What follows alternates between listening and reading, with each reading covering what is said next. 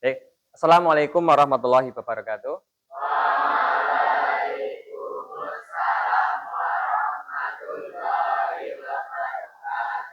Bagaimana kabar kalian hari ini? Baik, terima kasih. Saya coba absen ya satu persatu untuk kelas ini ya. Eh, untuk daftar kehadiran hari ini ada yang tidak masuk kelas? Oh, baik, terima kasih. Alhamdulillah hari ini, pagi hari ini hadir semua ya di materi Pak Yusuf ya IPS untuk nanti ada pengenalan coding tentunya ya. Sebelum kita mulai dalam pembelajaran ini, silakan ketua kelas untuk berdoa terlebih dahulu. Silakan. Ya, berdoa mulai.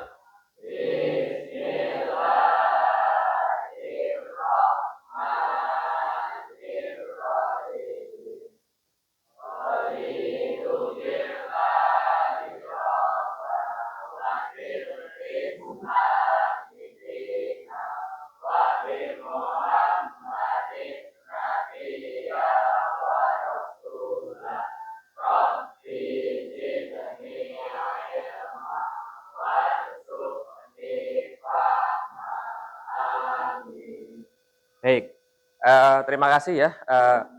Didahului dengan doa, semoga pembelajaran hari ini bisa memberikan keberkahan pada diri kita masing-masing ya. Semoga ilmu yang kita dapat hari ini, pembelajaran ini bisa bermanfaat untuk kehidupan di sekeliling kita. Hari ini materi baru ya, jadi tentang pengenalan coding dan artifisial ya dalam IPS, tentang berpikir komputasional dan untuk pendekatannya adalah dengan dekomposisi ya. Sebelum saya mulai, saya ada pertanyaan yang sederhana sekali. Di kelas ini tahu nggak apa yang dimaksud dengan coding? Ada nggak? Belum tahu? Ya wajar ya, karena memang ini materi baru ya, materi baru untuk kalian ya tentang coding dan artifisial ya. Coding itu kurang lebihnya adalah bagaimana kita ya memberi perintah. Kalau kalian seringkali di lab, apa yang kalian dihadapkan adalah sebuah komputer ya kan? Tahu komputer lah. Komputer itu beda dengan kita bahasanya ya. Kalau kita manusia ya, kita berkomunikasi dengan manusia tentunya dengan bahasa manusia yang mudah dimengerti. Seperti itu kan? Tetapi kalau kita menghadapi komputer, apa yang kita lakukan biasanya? Memberikan perintah yang dimaksud atau yang dipahami oleh komputer itu sendiri. Bahasa apa namanya itu berarti? Bahasa komputer atau bahasa pemrograman ya. Jadi kalau kalian ngobrol sama komputer harusnya memakai bahasa komputer. Apa itu Pak? Bahasa komputer. Ada yang tahu nggak di sini? Bahasa komputer itu apa? Ada yang pernah mendengar bahasa komputer? Contoh sederhana begini, kalau kalian ingin mengeprint sesuatu, file tertentu, mau Excel, mau Word, atau PowerPoint ya, kalian apa yang pertama kali kalian lakukan? Apa Mas? Coba apa? Kira-kira. Kalau kamu mau ngeprint gimana caranya? Atau mau nge-save sesuatu, file tertentu gimana caranya? Ada tahapan-tahapannya kan? Ada perintah-perintahnya ya. Kalau ngeprint ya lihat panel untuk buat ngeprint ya, kemudian next sampai kemudian mengeprint dan keluar hasilnya. Nah, itu seperti itu. Nah, bahasa dalam tahap demi tahap itu yang dimaksud dengan coding. Jadi coding itu adalah bahasa yang dipahami atau dimengerti oleh komputer itu sendiri. Ibarat seperti ini, misalkan kalian punya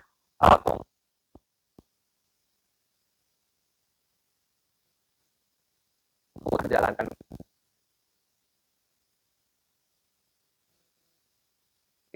tidak memahami perintah karena anak yang menggunakan adalah anak TK atau anak SD. Jadi di sini diharapkan user ya programmer itu harus sesuai perintah, mengerti tentang perintah komputer itu sendiri ya. Kemudian di sini ada coding dan artifisial ya. Artifisial itu apa kira-kira? Ada yang pernah mendengar sebelumnya? Nih pojok kiri depan. Pernah Mas artifisial? Belum? Ini biasanya kalau yang sering scroll TikTok ya, kadang muncul ya.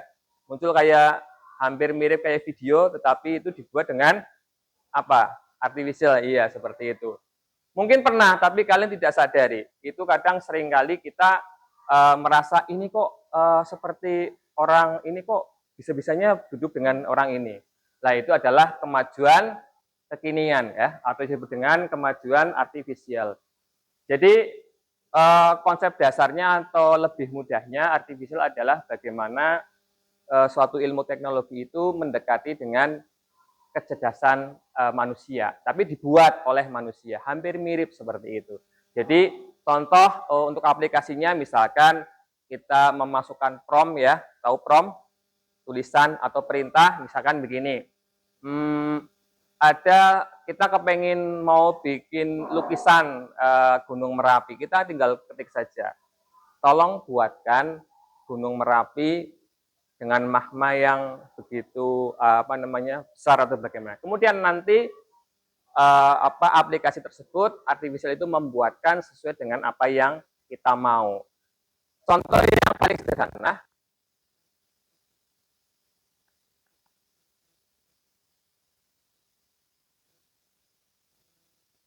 seperti itu. Pernah nyoba? Apa kira-kira yang sering kalian pakai? Buat apa? Mas, coba nih. Buat apa kira-kira?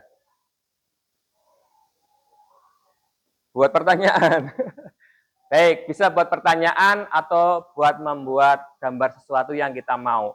Kemudian kalau kepengen kita membuat video, dari teks juga bisa. Nah, itu adalah salah satu dari manfaat kita mempelajari artificial intelligence, seperti itu. Tetapi konsepnya sekarang adalah, pembahasannya adalah bagaimana pendekatan dua tadi dalam namanya dikolaborasikan dengan Mapel IPS, ya, seperti itu. Informatika juga bisa, IPA juga bisa, tapi dalam hari ini adalah bagaimana kita menggunakan kedua komponen tadi dalam pendekatan IPS. Baik, sebelum ke materi yang lebih inti, saya coba ice breaking dulu ya. Silakan berdiri. Berdiri. Nah, nanti coba lihat teman-temannya kanan kirinya. Depan-depan, coba depan-depan. Perintahnya seperti ini, teman-teman. Coba perhatikan. Perintahnya seperti ini, lihat dulu perintahnya. Nah, karena ini kalian kayaknya kurang fokus, biar lebih fokus lagi kita bermain dulu, ice breaking dulu. Jadi tangan temanmu taruh di sini, kemudian tangan yang kedua genggaman itu tangan sebelahmu ya. Kemudian yang paling bawah ya teman yang sebelahnya. Apa yang lain seperti coba dakwaan coba dulu. Maksud orang. Nah, kayak gini, Mas. Nah, kamu bawah ya. Paham nggak? Nanti kalau saya bilang up, berarti yang paling bawah itu naik ke atas. Paham sampai sini? Up itu ke atas. Kemudian kalau down ya. Kemudian kalau yang paling atas mukul di bawahnya. Ya, ini untuk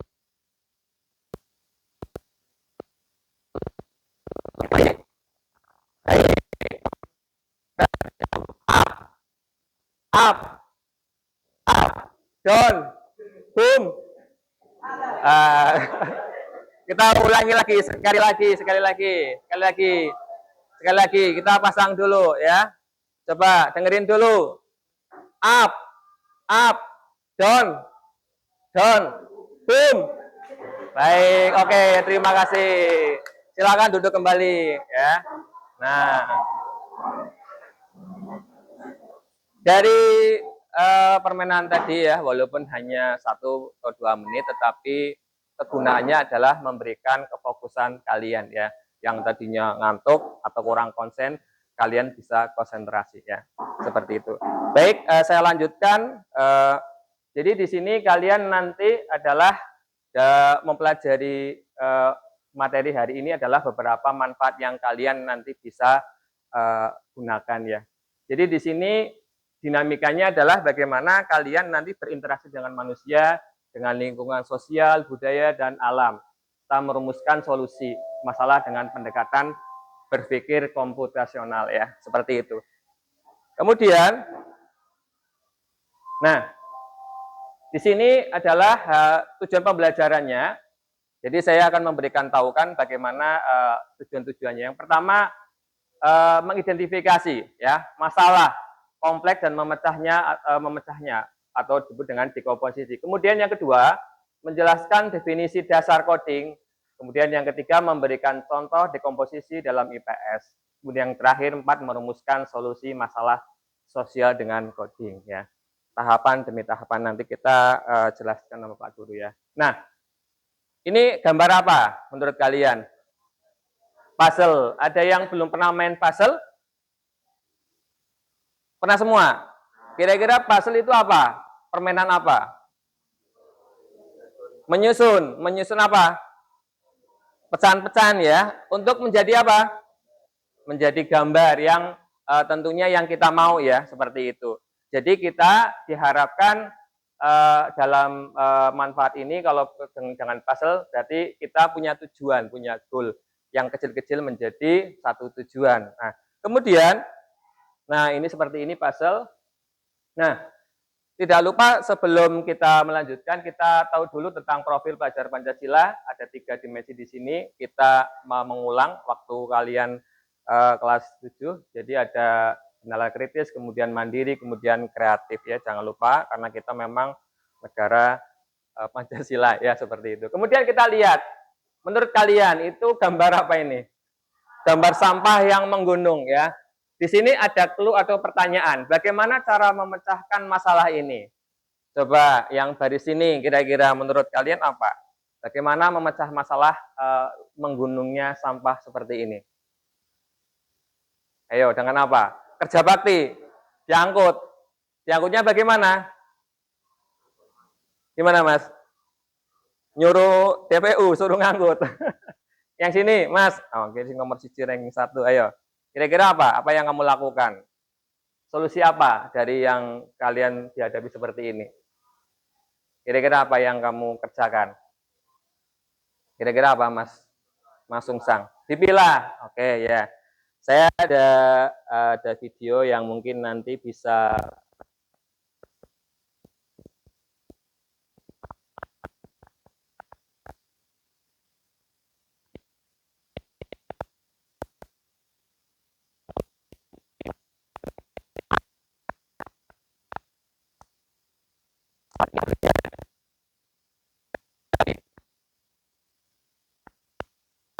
siapa yang kita untuk memberikan saran ini? Kira-kira biar nggak macet seperti ini, kalian suka nggak kalau macet seperti ini? Tidak suka ya. Nah, berarti kira-kira apa yang kita harus berikan solusi untuk kemacetan? Jangan beli mobil atau ganjil sama genap ya. Atau mungkin hari Senin warna yang mobil putih jangan keluar. Atau sebaliknya seperti itu. Atau mobil biru jangan keluar. Nah, dari hal tadi, dari video ini kemudian ada juga tentang pengelolaan sampah ya. Adalah bagaimana kita bisa memberikan solusi ya atau memberikan jalan keluar ya. Nah, ini terkait dengan materi tadi tentang coding dan artifisial. Dekomposisi, kalau Pak saya belum tahu itu dekomposisi itu apa. Dekomposisi itu memecah suatu hal yang besar, kemudian dipecah-pecah menjadi yang kecil-kecil ya, seperti itu. Nah, ini salah satu solusinya. Tadi Mas Sungsang sudah betul. Yang sebelah gambar yang paling kiri apa Mas Sungsang? Memilah ya. Memilah bahan organik sama yang non-organik ya, dipilah-pilah.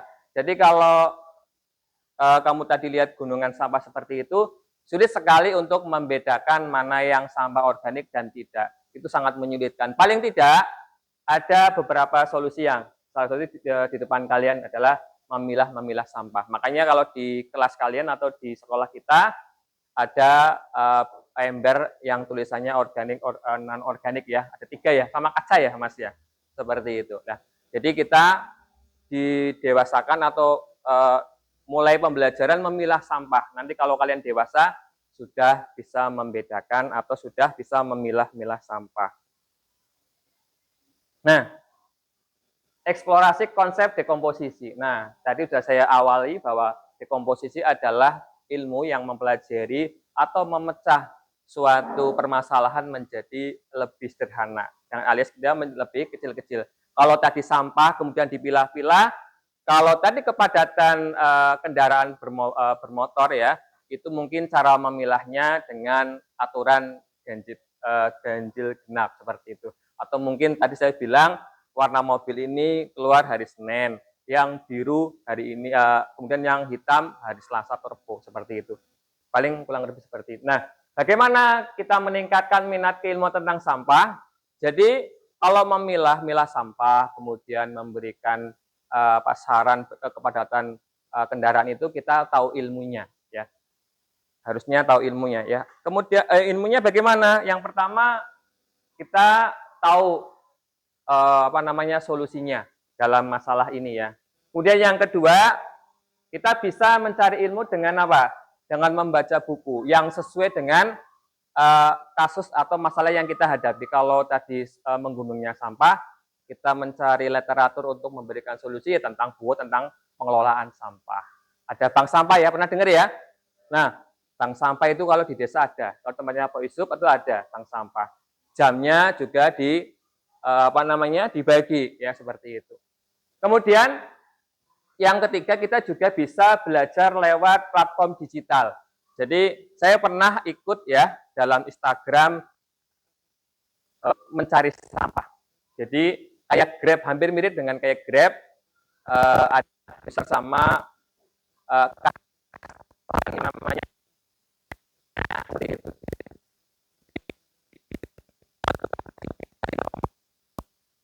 tugas yang mengambil. Yang keempat, promosi media sosial. Nah, media sosial itu contohnya apa, Mas? Mas Dite, PR.N. Bahwa teman jenengmu. Apa kira-kira media sosial? Apa yang kamu ketahui tentang media sosial? Punya Facebook di rumah? Nggak punya Facebook? TikTok punya? Oh, punya. Nah, itu, Mas. Jadi, yang suka TikTok di situ biasanya tidak hanya sebagai tempat jualan, tetapi untuk pendidikan juga bisa, ya. Seperti itu. Kemudian, nah ini definisinya tentang coding. Jadi coding seperti menulis kalimat dalam bahasa yang bisa dimengerti oleh komputer. Jadi ini kita flashback yang ke belakang. Jika ingin komputer menggambar lingkaran, diperlukan kode atau instruksi spesifik. Jadi coding adalah bagian dari programming. Jadi seperti gini. Aplikasi yang berada di HP kalian, WhatsApp, kemudian TikTok, kemudian Instagram, itu aku tinggal ngeklik. Tetapi kalau orang ahli dalam informatika, mereka paling sulit untuk apa? Untuk memberikan rumus-rumus. Jadi begini, coding itu bisa memang berbentuknya angka, tetapi untuk memudahkan kalian, orang awam seperti kita ya, ternyata bisa kita mengetik kalimat tuh ternyata dalam bahasa komputernya yang dimengerti adalah angka 0101100000 sekian. Itulah perintahnya seperti itu, bukan kalimat.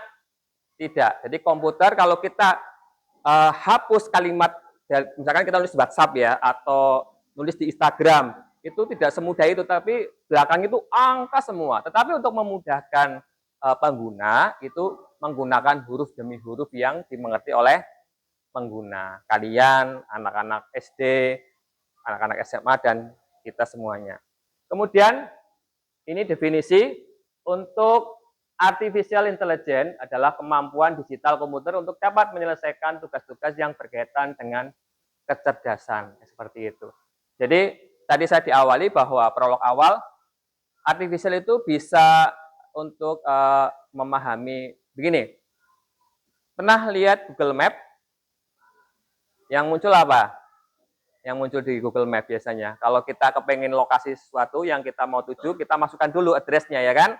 Nah, misalkan tempatnya Pak Yusuf Jalan Ampera 26, tinggal klik, nanti itu muncul. Nanti di slide berikutnya juga ada. Nah, itu salah satu dari, nah ini. Ada yang di kelas ini yang tidak pernah menggunakan Google Map? Google Map. Atau biasanya kalian kalimatnya Sherlock ya, kamu di mana?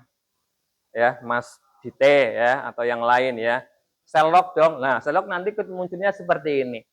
Jadi di situ variabel yang muncul adalah lokasi jalan, kepadatan jalan, ya kan? Rame atau tidak, macet atau tidak, ya kan? Kemudian jaraknya, berapa kilometer, berapa meter, rute, ya kan? Seperti itu kan? Kira-kira sudah pernah semua ya?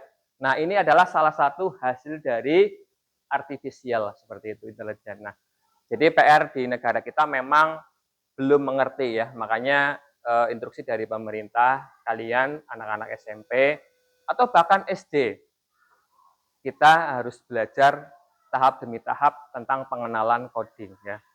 Kadang memang coding kalau zamannya Pak Yusuf waktu di jenjang kuliah. Anak SMP masih bingung, SMA apa gitu lebih bingung. Kalau kamu punya adik di SD, nanti ada coding. Tapi untuk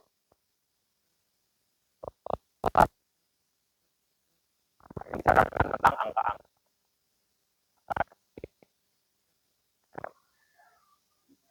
Nah, ini adalah hubungan dekomposisi dengan coding. Solusi, minat baca, kemudian ada artificial untuk direkomendasi. Jadi kalian nanti setelah tahu tentang permasalahan tadi, kalian bisa mencari literaturnya. Kemudian coba untuk mengetahui materi yang saya berikan, nanti kalian coba ada tugas dari Pak Yusuf. Yang pertama, kalian mencari permasalahan yang kalian pahami di luar tadi, kepadatan lalu lintas sama sampah. Saya berikan waktu kurang lebih 5 menit ya. Ditulis di buku, obrolin dengan teman sebangku saja ya. Nanti saya ambil contoh satu teman kalian untuk mempresentasikan. Silakan, nggak apa-apa. Bebas, permasalahannya bebas. Yang penting, oh ini masalah ini, solusinya ini, seperti itu. Tapi kalau bisa yang dua tadi jangan ya, seperti itu. Silakan, waktunya 5 menit saja. Nanti kita bicarakan apa yang harus kita sempurnakan. Silakan.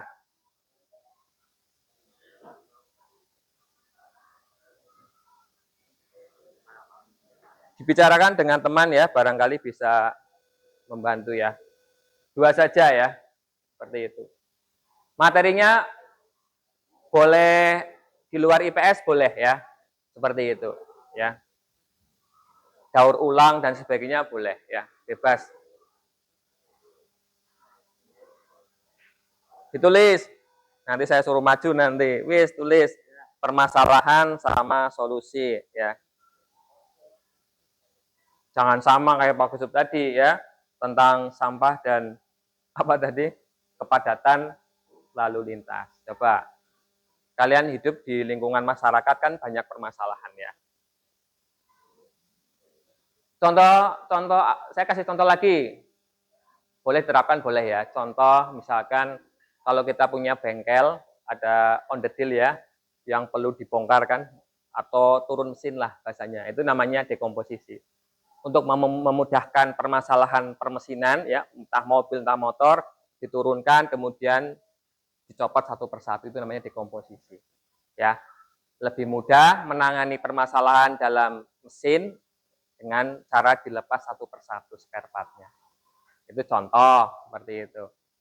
Silakan kalian ngobrol sama temennya kira-kira apa. Yang sudah siapa? Untuk mempersingkat waktu? Belum. Satu saja cukup lah ya, yang mewakili teman-teman kalian. Ayo Mas, ya, anak-anak pintar ini, Mas Sungsang, Mas Farel. Farel? Belum? Ayo, kira-kira apa? Permasalahan apa yang kalian hadapi? Bebas. Banyak masalah di lingkungan kita ya. Kalian kelas 9 itu lebih dewasa ya daripada kelas 7 dan kelas 8 ya.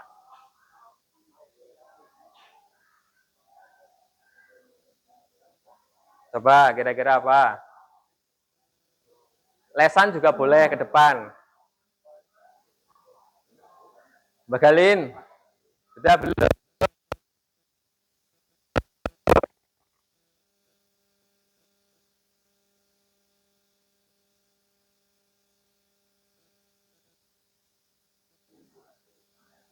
Ada sampah, ada apa? Polutan juga boleh ya, polutan ya. Air limbah ya, macam-macam banyak sekali yang kalian bisa pelajari.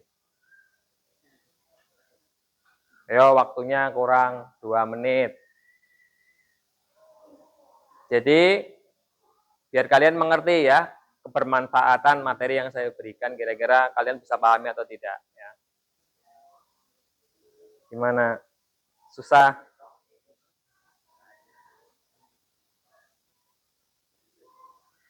Sudah belum? Rel? Tulis aja semampu kalian, apa kira-kira salah ya nggak apa-apa ya. Nanti kita sempurnakan bareng-bareng ya. Oh, wis urung? Coba solusinya. Oh iya, boleh, boleh ya. Tinggal solusinya bagaimana ya, boleh ya. Nah, wis kayak ketemu satu. Ayo Rel, Mas Farel, Sungsang. Kira-kira apa yang menurut kalian, oh ini suatu masalah, harus ada solusinya ya. Jadi kalian peka dalam kehidupan sosial kalian sendiri ya. Coba. Sudah belum, Mbak Galin? Sudah? Coba maju ke depan. Ya, maju ke depan, dibacakan saja ke sini. Mewakili teman-teman ke Bapak ya. Ayo, sama Mbak siapa ini? Iya, sini Mbak. Nanti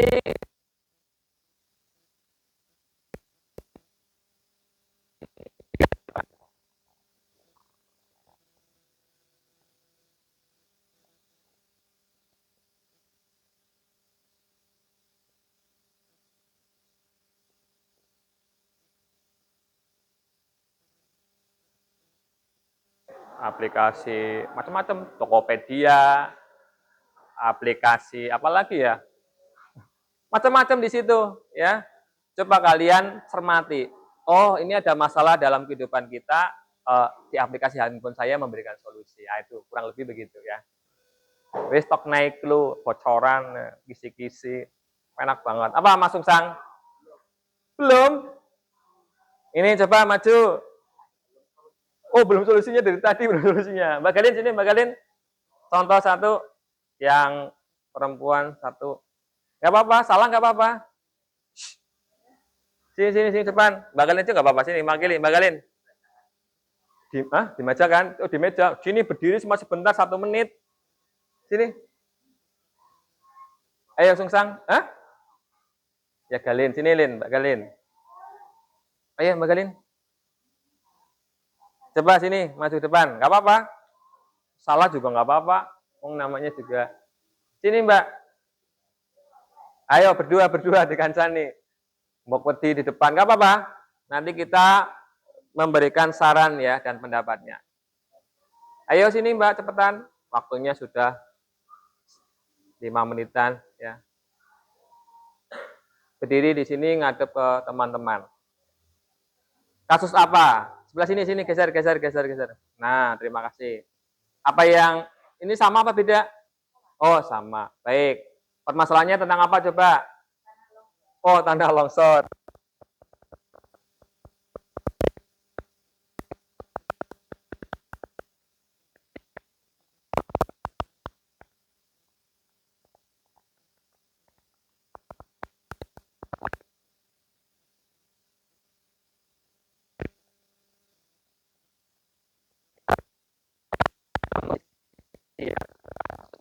Kita lihat tuh prakteknya nanam satu persatu, tidak semuanya ya. Kita nanam satu, kita nunggu sampai lebih besar, kemudian kita tanam lagi. Itu namanya urut-urutan. Jadi dekomposisi itu urutan begitu, kurang lebihnya begitu ya.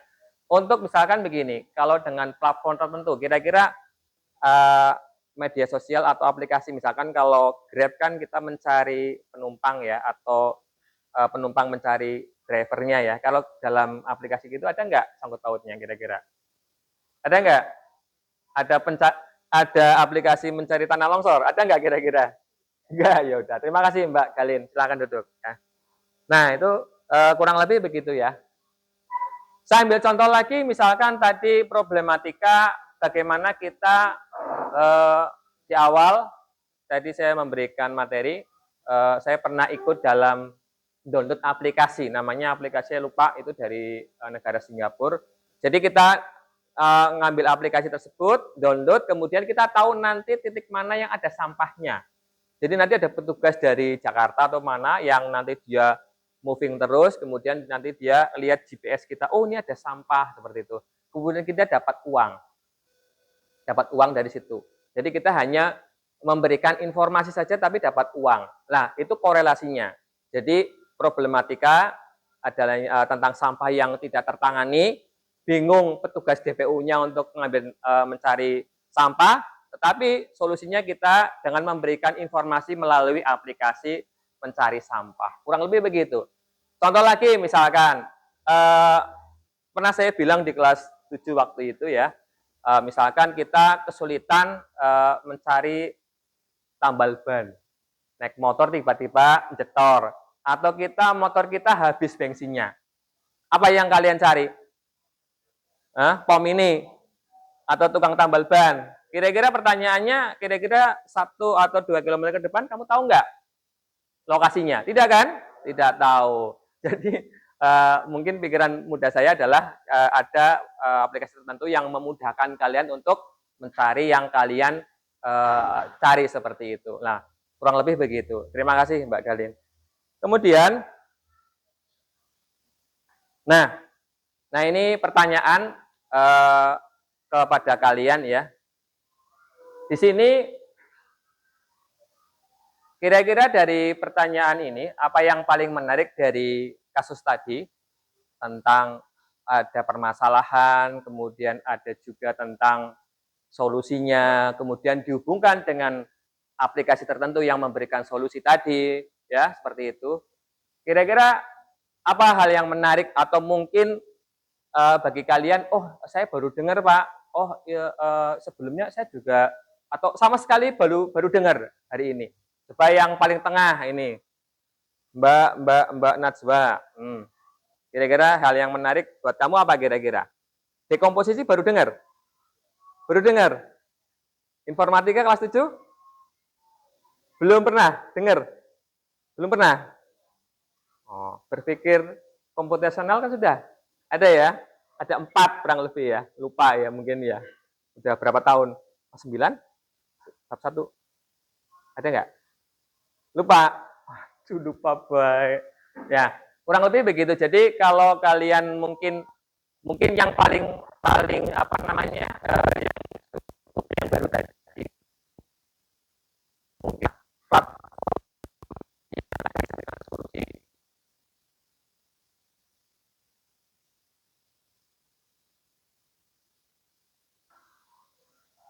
Mas Sahrul, buang sampahnya kemana kalau di desa? Dibakar di belakang. Itu memberikan solusi apa memberikan problematika lanjut? Problematika lanjutnya berupa apa? Polusi apa? Udara. Ya, tapi wong orang anak pak DPU ne orang tekan gonku seperti itu ya. Nah ya nggak apa-apa ya, tetapi paling tidak kita setelah mengenal materi hari ini, paling tidak nanti mudah-mudahan kalian nanti kalau besar bisa menginisiasi atau memberikan ide, saran, dan pendapatnya ke ketua RT atau ketua RW Pak, mending anak tong sampah ya, seperti itu.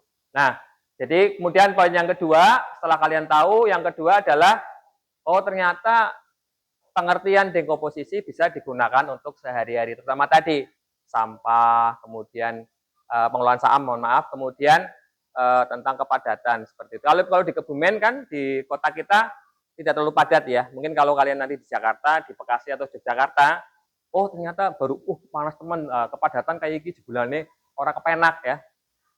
Tidak nyaman ya seperti itu. Ya, mungkin kalau nanti kalian selesai dari SMP. Nah, untuk hari ini ya terima kasih apa namanya?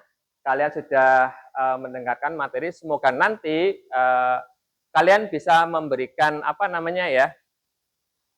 Memberikan apa namanya untuk implementasi ke depannya ya, ke depannya sehingga nantinya bisa di kehidupan mendatang ya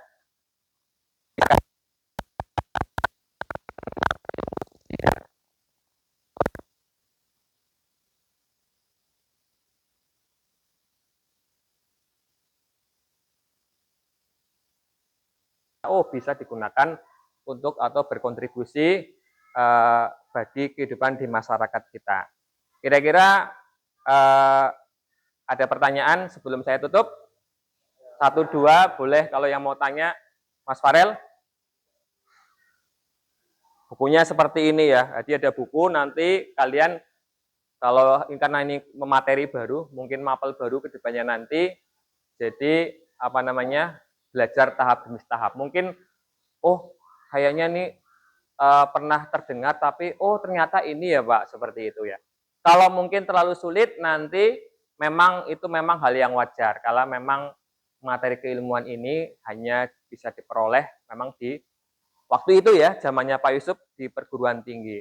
Dan masuk ke teknik informatika juga sulit ya, seperti itu. Tidak mudah, kalau pelajarannya Pak Yusuf kan gampang kalau IPS seperti itu. Jadi nanti memang butuh penyesuaian ya anak-anak SMP seperti itu.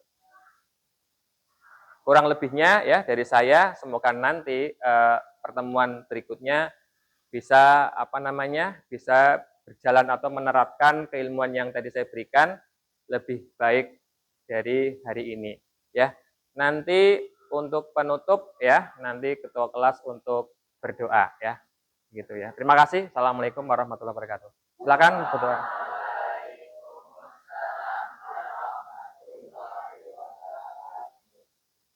Siapin.